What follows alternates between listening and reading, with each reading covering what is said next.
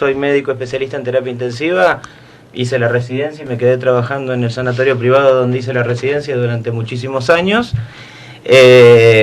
Me pidieron en su momento un poco de ayuda con el manejo del hogar, y dado que justo unos días antes había aceptado la propuesta que nació de el doctor Nicolás Lepore de ayudar a través del Hospital de San Jorge como hospital cabecera de todo el departamento a hacer los hisopados COVID en forma ambulatoria en todo el departamento.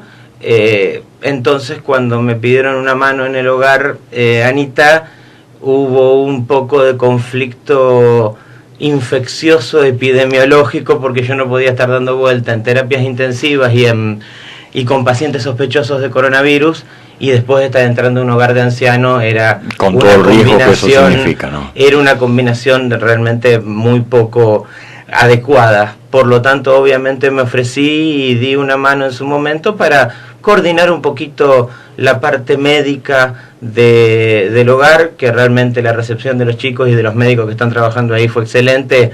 No me dieron mucho trabajo, al contrario, ellos fueron los que generaron todo, y por lo que me cuentan ellos mismos y la gente, también están empezando ya a coordinarse un poquito mejor y las cosas a andar un poquito mejor. Federico, ¿vos coordinaste únicamente la parte médica o el trabajo también de enfermería del hogar? No, la parte de personal y de recursos humanos fue más bien una cosa progresiva que se había hecho desde meses antes, y que fuimos un poco con la gente que estaba previo a esta dirección, separando un poco los lugares de acuerdo a las posibilidades que tenía el hogar, para evitar o para disminuir las posibilidades de contagio. Los separadores, la separación de sectores, todo eso cambió el lugar donde el personal tenía sus pertenencias y tenía su vestuario. Todo eso había sido ya desde un poquito antes, porque ya estaba la pandemia bastante extendida y había que tomar algunas medidas. Y en su momento la directora de ese momento, Victoria Pautazo, me llamó y me preguntó un par de cosas totalmente en forma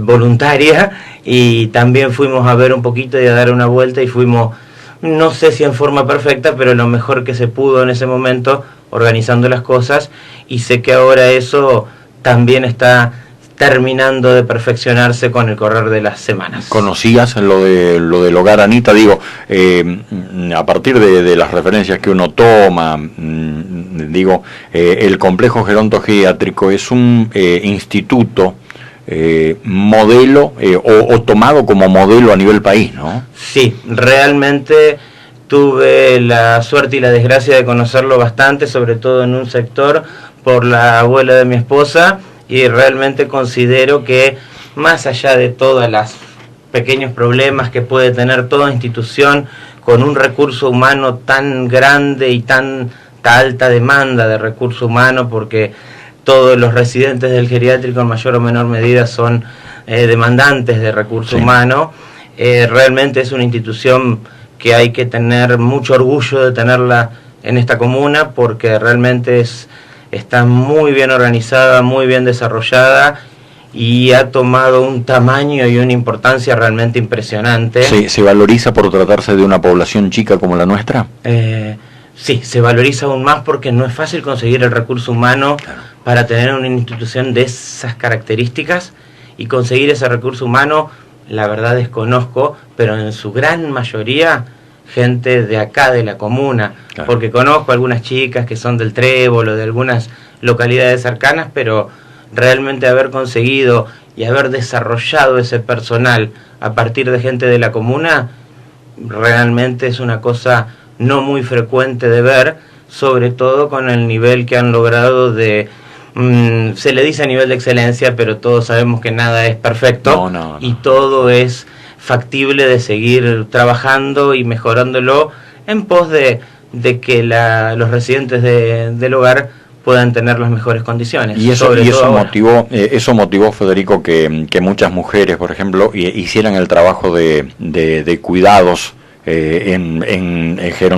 ¿cómo se dice? Gerontología. En gerontología, efectivamente. Sí, Esos son cuidadores especiales, es una nueva rama de los cuidados en salud que realmente está tomando mucha fuerza, y como ustedes ven que acá por la zona están naciendo varios centros gerontológicos o de cuidados de día, es una, vamos a llamarla, una forma bastante frecuente de apoyar un poco a la población, porque es una moda que está muy activa. Sí.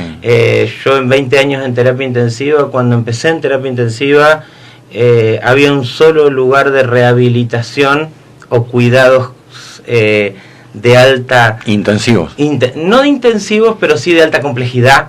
En la ciudad de Rosario había una sola institución capaz de aceptar nuestros pacientes, claro, cuando nosotros lográbamos recuperarlos de un problema serio, pero no dejarlos en condiciones autosuficientes. Claro. Y en esos 20 años que yo trabajé allá en Rosario, vi nacer, crecer y desarrollarse, y en este momento hay 6 instituciones que cuentan con altísima complejidad y altísima capacidad para manejar pacientes post cuidados intensivos, que no es exactamente lo mismo que el Hogar Anita acá, que está más dedicado hacia lo gerontológico y hacia lo gerontopsiquiátrico, pero son instituciones que cada vez son más demandadas por parte de la población, por la longevidad de la población y porque la medicina ha logrado que la gente se desarrolle y se recupere de ciertas enfermedades que antes no se recuperaban, y la necesidad de cuidados es cada vez más importante.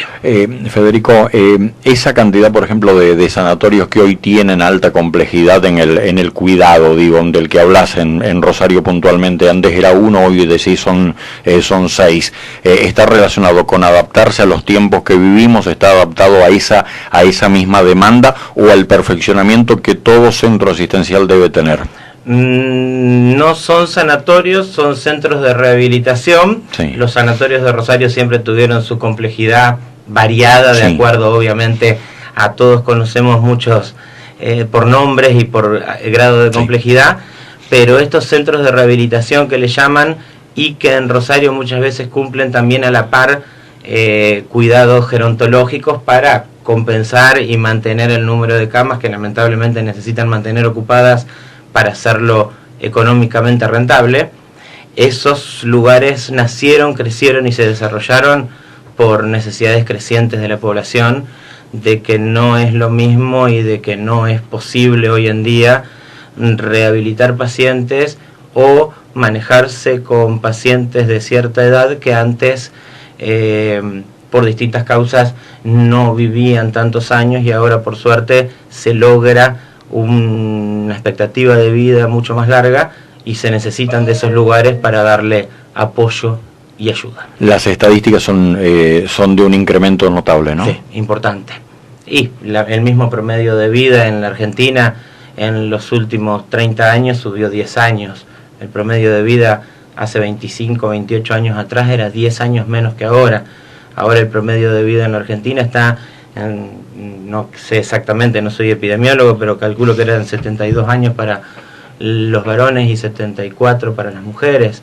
Eso, llevado a lugares de mucha población, hace que sea bastante difícil manejar esa población geronte, y se necesitan de estos lugares más todavía en casos especiales cuando se asocian enfermedades propias de la edad. No es una contradicción, lo pregunto en desconocimiento, no es una contradicción, digo, no va contra la corriente, porque da la sensación que más problemas tenemos, que más compleja es la vida, es lo cotidiano, es el día a día, daría la impresión que la gente va a vivir mucho menos, y sin embargo me estás diciendo, las estadísticas, algo que ya había leído en su momento, van hacia arriba. Sí, porque nos infartamos más jóvenes por todas las causas que vos decís. Sí.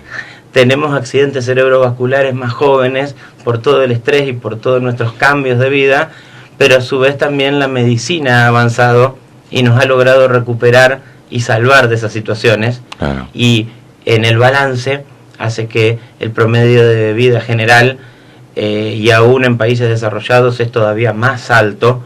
En la Argentina, en promedio, en todo el país, y es muy difícil de equiparar el promedio y la calidad de vida en diferentes regiones del país, porque vos sabés muy bien que el norte hay regiones realmente mucho más complicadas, sí, y que los números que yo estoy diciendo no se cumplen. No. Pero en promedio la medicina ha logrado que aumente y el estrés ha logrado que dependamos más de la medicina también. Entonces en el balance están estas instituciones. Federico, ¿qué es ser especialista en terapia intensiva? Digo, definime ese puesto. La unidad de terapia intensiva es una unidad de cuidados cerrada, a la cual en la mayoría de las instituciones en las cuales la terapia intensiva tiene de mediana a alta complejidad, se requieren médicos permanentes las 24 horas del día. Claro.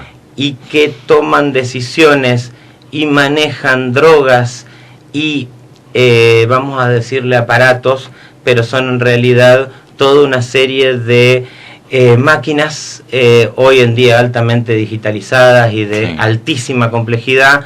Te puedo nombrar respiradores, controladores de temperatura, máquinas de hemodiálisis, máquinas de monitoreo hemodinámico invasivo, máquinas de monitoreo respiratorio invasivo, que hacen que el médico general no esté ¿capacitado? No solo capacitado, sino también acostumbrado a tomar decisiones generalmente bastante urgentes y que hay que tomarlas con bastante cautela, porque siempre... estamos hablando de un paciente de riesgo. Primero estamos hablando de un paciente de riesgo que una decisión acertada o desacertada puede cambiarle el rumbo y la expectativa de sobrevida. Y por el otro lado, todo lo que se hace en terapia intensiva hoy va a tener repercusión mañana. Claro.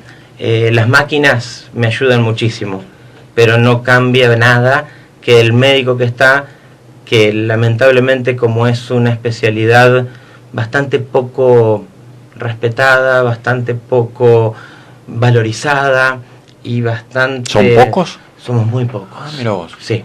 Vos pensás que cuando comenzó toda esta pandemia se empezó a hablar, y nosotros como grupo de médicos de terapia intensiva de Rosario nos reíamos porque decíamos, sí, compren todos los respiradores que quieran, pero... después hay que usarlos.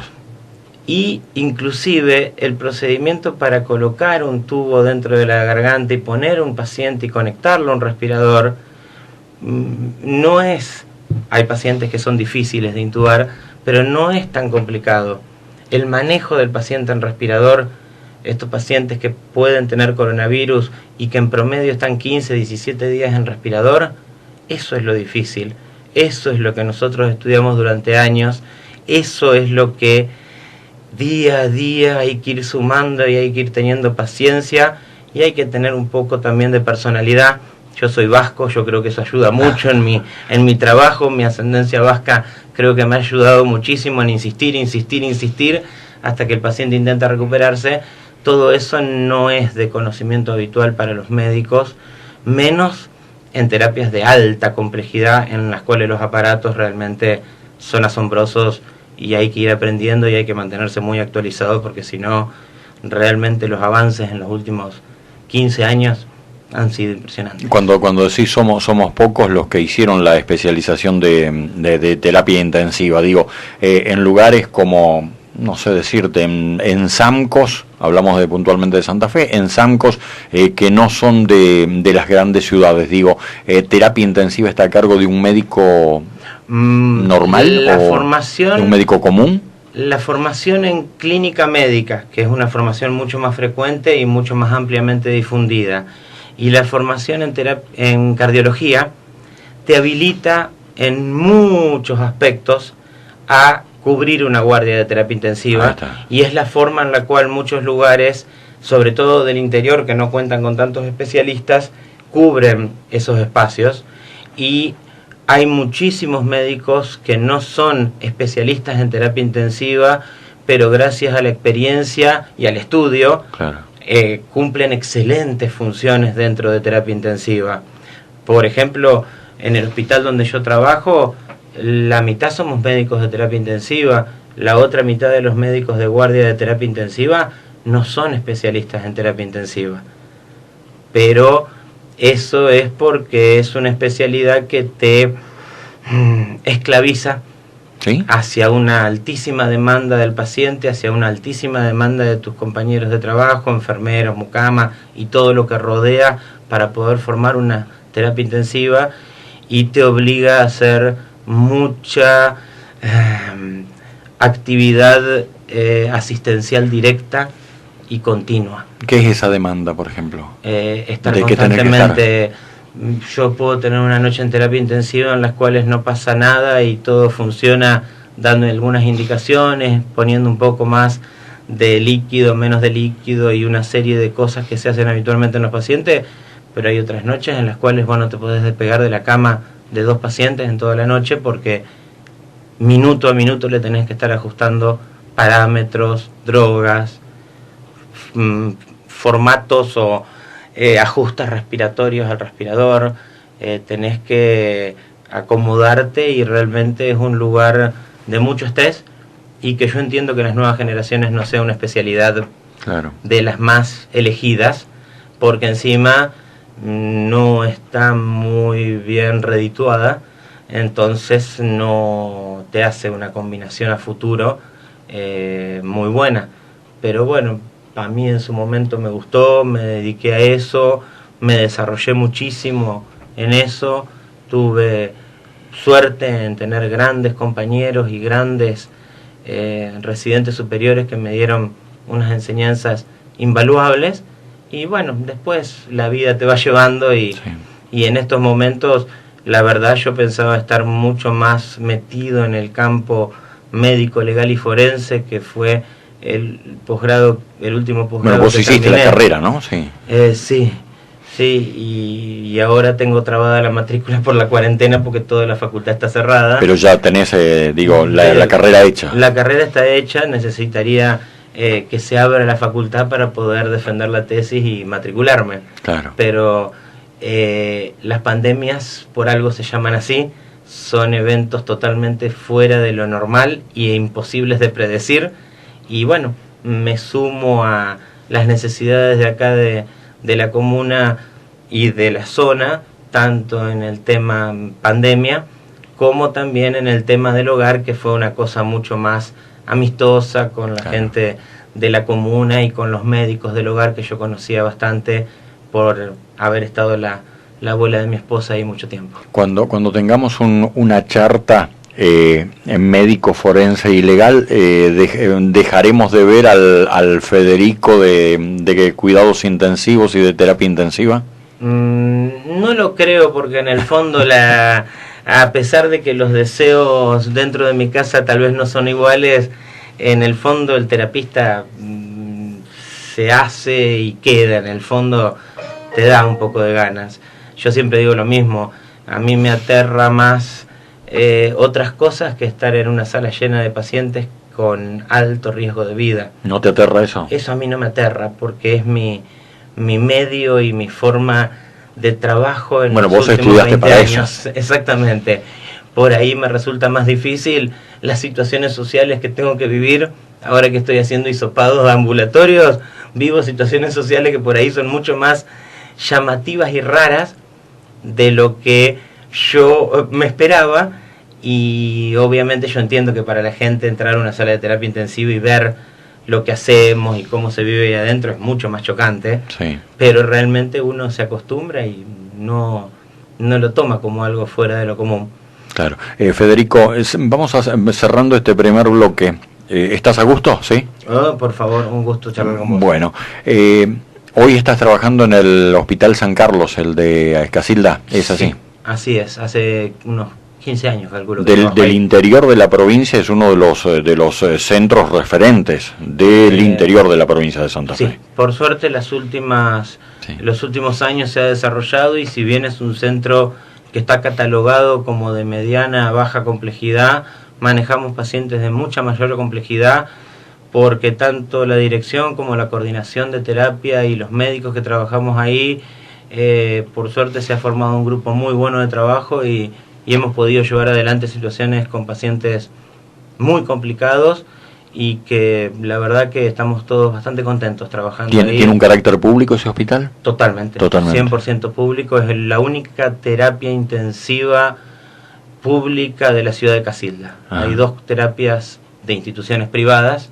2 terapias intensivas de instituciones privadas, y los otros días justamente con el coordinador de la terapia intensiva charlábamos que los números nos van en contra porque ese hospital en Casilda tiene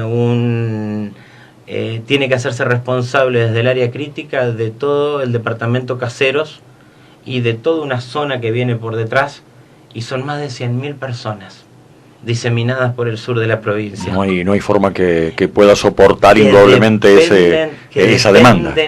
Inicialmente de ese hospital, y estábamos hablando que por suerte veníamos relativamente pudiéndonos manejar bastante bien, bastante bien, a pesar de los picos que han visto y que han sido públicos de infectados en los últimos días en la ciudad de Casilda y todo.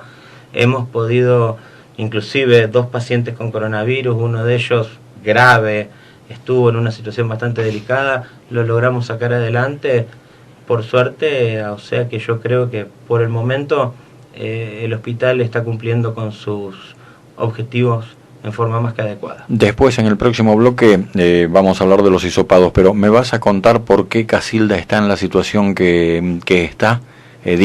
Hoy es un aislamiento absoluto, es un retroceso de fase. Casualmente ayer, a través de la red regional de noticias donde nuestra radio tiene precisamente un periodista en Casilda que salía al aire y hablaba precisamente de esa cuestión, de una situación verdaderamente crítica. Sí. La ciudad de Casilda, lamentablemente, por una serie de factores, el factor humano es el factor más difícil de manejar porque es totalmente incontrolable en una pandemia.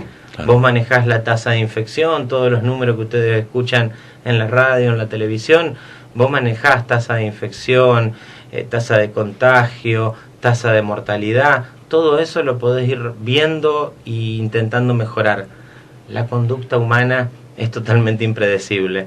Claro. En Casilda tuvieron realmente la mala suerte, para decirlo de alguna manera, de asociarse un par de pacientes portadores de coronavirus con enfermedad en ambientes por ahí socioeconómicos y regionales que no le fueron adecuados, y se llegó a un grado de propagación de la enfermedad muchísimo más alto del que se está manejando en la región. ¿Pero se trata de una conducta inadecuada? Es una combinación de factores, nunca una sola cosa. Es muy raro en medicina que haya una cosa que sea unicausal. Todo es multifactorial. Muchas cosas se deben haber dado. Yo, la verdad, el 80% de los infectados o que dieron positivo en el test de coronavirus en Casilda ni siquiera los conozco porque no requirieron terapia intensiva.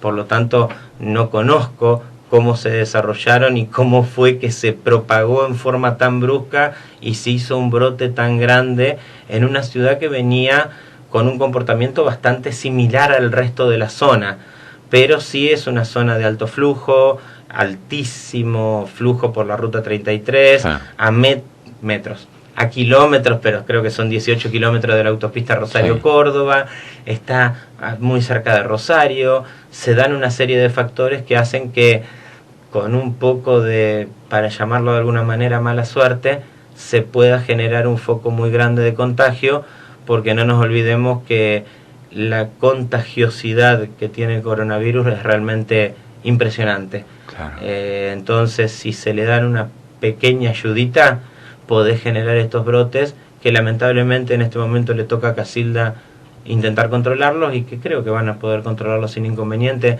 Conozco mucho de las autoridades epidemiológicas y médicas a cargo del control de ese pequeño brote, y creo que con el correr de las semanas van a poder controlarlo sin problema. Pero lo de Casilda también es transmitido a cualquier localidad como esta, depende muchísimo de un compromiso social. No hay vuelta. 100%. 100%, porque nosotros, y sobre todo los médicos que hacemos hisopados, como en el caso mío que estoy haciendo hisopados ahora, y más que todos los médicos de terapia intensiva, somos lo último que tenés que buscar en una pandemia. Lo importante es no llegar a terapia intensiva, claro. Lo importante es no llenar los hospitales, lo importante es la prevención, y la prevención, y esto en forma totalmente apolítica y sin intereses, la prevención obviamente depende del Estado, pero si la gente no se cuida como debe, o hace lo que quiere, el Estado no puede ser una maestra pegándote con el palito en la mano como se hacía 100 años atrás. La prevención depende fundamentalmente de la conducta humana, y eso es lo más difícil de predecir. Vos decías que en Casilda 80% de los positivos no requirieron terapia. Más todavía te diría. Ni internación tampoco, ¿o sí? Ni internación tampoco. No te puedo, eso me asombra. No te puedo dar números precisos, porque yo en realidad estoy 24 horas de guardia en Casilda y me vuelvo acá. Claro.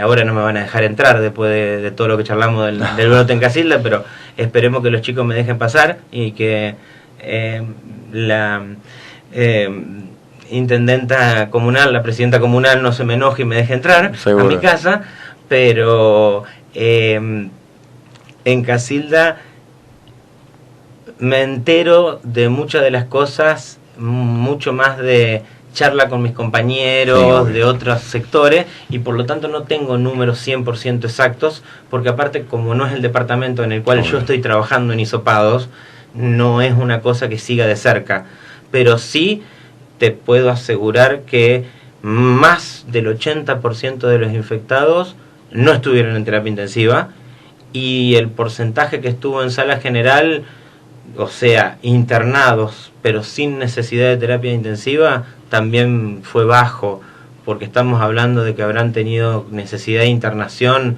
en las últimas 2 semanas.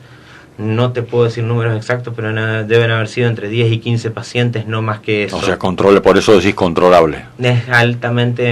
Es una enfermedad muy contagiosa y, por suerte y por ahora, sin una alta tasa de mortalidad ni de morbilidad, que son las cosas más preocupantes. Claro. El resto, bueno, es más, tengo una compañera de trabajo que en este momento está cursando la enfermedad y dice que realmente la fiebre es persistente, los dolores musculares son terribles, que la está pasando, pero que le está costando, pero por suerte la está llevando adelante relativamente.